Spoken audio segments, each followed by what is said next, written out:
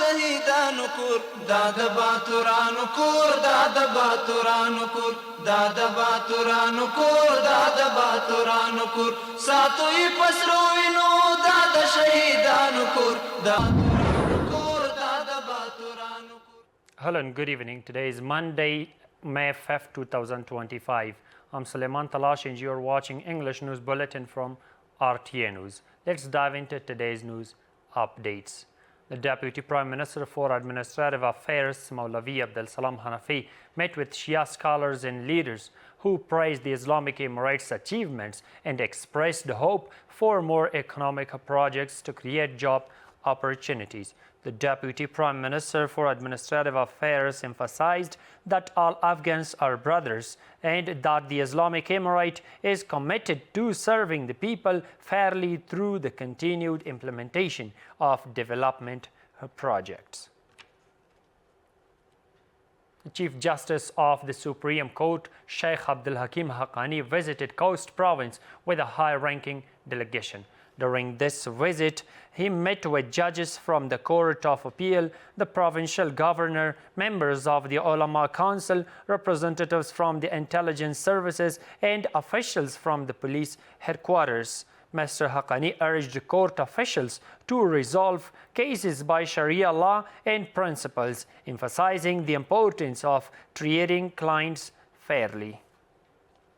The Deputy Minister of Arts and Culture, Maulavi Atiqullah Zizi, visited the Cultural Attaches Library at the Iranian Embassy in Kabul, along with related art rooms and halls. He called the library an essential resource for studying various sciences and emphasized its role in strengthening Afghanistan-Iran relations. Dr. Ruhollah, head of Iran's cultural affairs, described the visit as a demonstration of shared cultural values and pledged to support the Afghan people in line with the Islamic Emirates' cultural policy. He noted the Emirates' focus on preserving historical monuments and art and expressed Iran's readiness to collaborate in these efforts. Maulavi Abdul Rahman Qanet, the Deputy Minister of Policy and Programs at the Ministry of Mines and Petroleum, met with Russian investors and mining company representatives. They discussed their mining operations, highlighting their expertise in mineral exploration and extraction using modern equipment. The investors expressed interest in investing in Afghanistan's gold and emerald sectors. In response, the Deputy Minister explained that the ministry has created investment opportunities for foreign investors, emphasizing that mining contracts are awarded per existing laws and the priority is given to companies with strong financial resources and skilled staff. A high-ranking delegation headed by Mullah Abdul Haq Akhund Hamkar, the Deputy Minister of Interior Affairs for Counter-Narcotics, has embarked on an important visit to Qatar.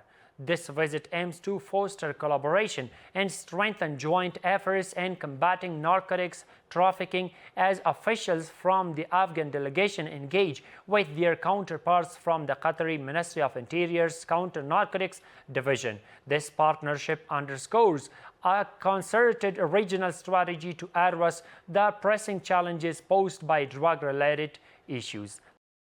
The Deputy Minister of Counter-Narcotics has visited Qatar. A 5-member delegation led by Lieutenant General Mullah Abdul Haq Hamkar traveled to Qatar at the official invitation of the Qatar Ministry of Interior. The purpose of the visit was to discuss bilateral cooperation with officials from the Counter-Narcotics Department of the Qatari Ministry of Interior Affairs.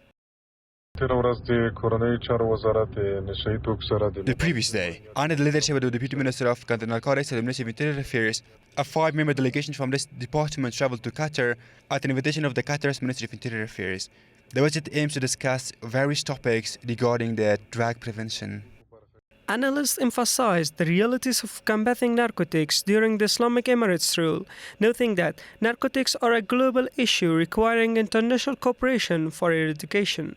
If the international community provides Afghanistan with alternative livelihood programs, it would be highly beneficial, as drug addiction is a destructive phenomenon from which we are trying to free ourselves. The government has played its role in this regard, reducing it is nearly to zero over the past 4 years.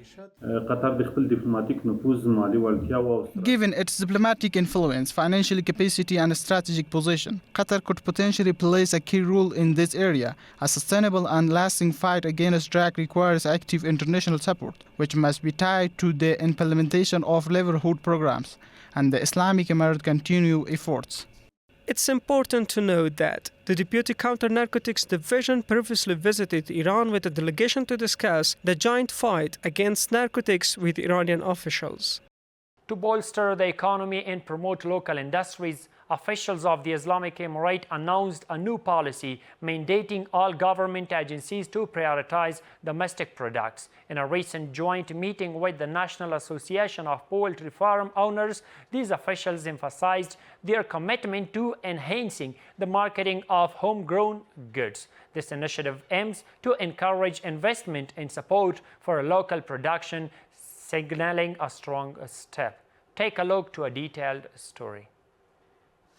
Officials from the Islamic Emirate recently held a joint meeting with representatives from the National Association of Poultry Farm Owners. During the meeting, they announced a new policy aimed at encouraging investment and supporting domestic products. Under this policy, all government agencies are required to make use of local products and support domestic productions. The Islamic Emirate has instructed all departments that no one has the right to create obstacles in the way of investors.